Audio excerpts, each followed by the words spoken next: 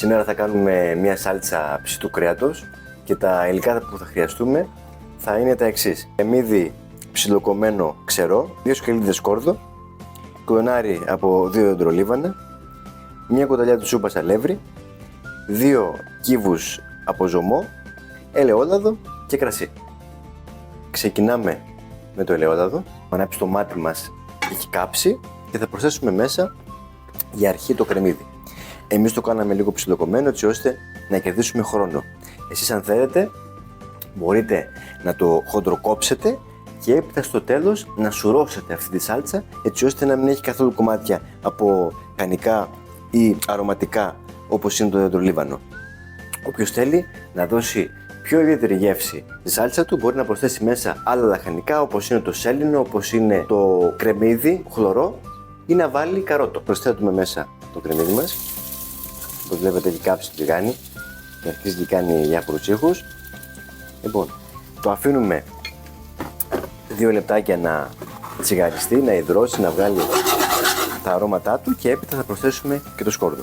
Βάζουμε και το σκόρδο μας, αφήνουμε ελάχιστα πάνω έτσι ώστε να βγάλει και αυτά τα αρώματά του και είμαστε έτοιμοι να σβήσουμε με το κρασί. Πριν όμως βάλουμε το κρασί θα αφήσουμε τα 2 κλονδράκια του δεντρολίβανου έτσι ώστε να βγάλουν και αυτά τα έλαιά τους μέσα στο τηγάνι.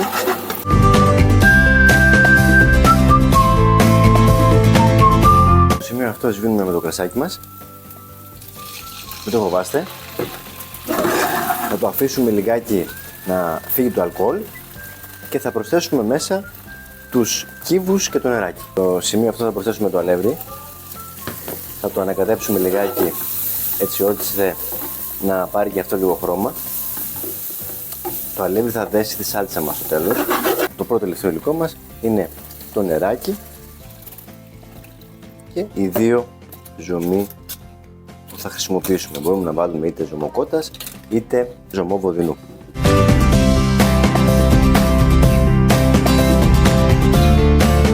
Όσο περνάει η ώρα θα δένει και λίγο παραπάνω.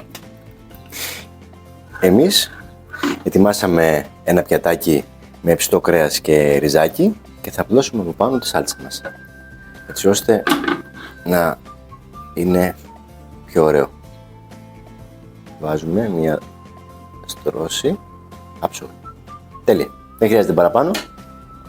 Είμαστε έτοιμοι να το απολαύσουμε. Αν σας άρεσε το βίντεό μας, κάντε μια κοινοποίηση, μια εγγραφή στο κανάλι μας, είναι τελείως δωρεάν και ραντεβού σε ένα επόμενο βίντεο με όμορφες λαχταριστές συνταγές. Να είστε καλά, να περνάτε όμορφα, φιλιά πολλά από το Μόνο στην Κουζίνα. Γεια σας!